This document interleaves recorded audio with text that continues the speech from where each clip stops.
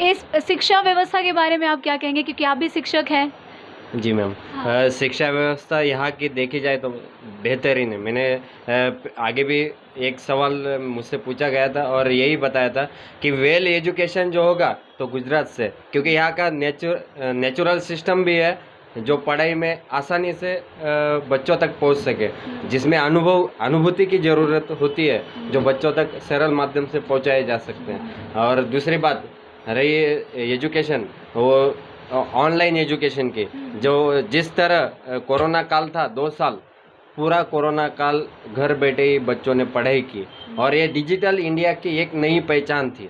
और ये पहचान करवाने वाले हमारे केवल मोदी जी हो सकते हैं, जिन्होंने 70 साल तक का इतिहास देखा और पूरी स्टडी करके आज वो केंद्र में पहुँचे हैं। लोगों ने ऐसे ही उन्होंने वहाँ तक जो प्रवास किया है उसका एक फल लोगों ने उन्हें सफल करके दिखाया है। अदर कंट्रीज की बात करें, नेशनलाइजेशन जो हो रहा है, उन्होंने बाहर की कंट्रीज का अभ्यास किया और बाहर के देशों में अपने भारत देश की एक अनोखी पहचान करवाने में उन्होंने काफ़ी अच्छी मेहनत की है।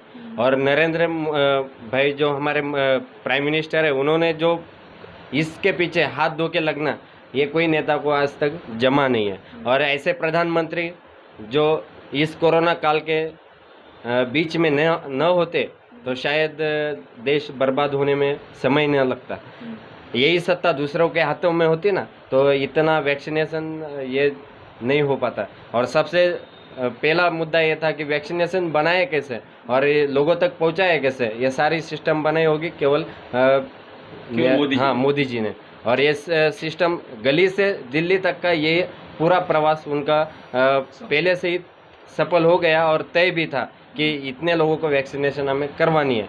अगर यही महाबीमारी थी, ये अपने देश में नहीं थी, अदर कंट्रीज में भी थी, वहाँ पर तो लाशों के ऐसे ढेर लग गए थे, पर ये इंडिया में स्थिति काफ़ी कम थी, क्योंकि अपने यहाँ के जो कल्चर के हिसाब से और लोग मेहनती है, इसी हिसाब से वो इम्यूनिटी सिस्टम बढ़ती गई और लोगों में ये वैक्सीनेशन भी होती गई, तो समय पर सारी चीज़ें पूरी हो गई। आप कुछ कहना चाह रहे थे, क्या बोल रहे थे? जब से कोरोना काल आया है तब से मोदी जी राशन फ्री दे रहे हैं, अभी तक चालू है, तो मोदी जी दे सकते हैं फ्री राशन, और कोई नहीं दे सकता है। आप क्या कह रहे थे? मोदी के कारण देश की टेक्नोलॉजी बढ़ी है और मोदी जी के पाकिस्तान डर रहा है हमसे, पाकिस्तान हमसे डर रहा है सिर्फ मोदी जी के कारण, नहीं तो हर रोज हमला होते थे, हर रोज जम्मू कश्मीर के लोगों को बुरी तरह से तकलीफ हो रही थी।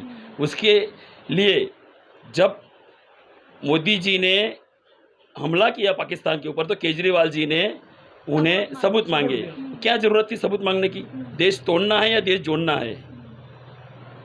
तो सबूत उनको दिए भी नहीं गए और उनको क्या कहा गया है आप सबको पता है? आपका कहने का मतलब क्या है कि मोदी जी ने झूठा एयरप्लेन से किया था? Air strike. हाँ, एयर स्ट्राइक झूठी थी। आपका कहने का मतलब क्या है?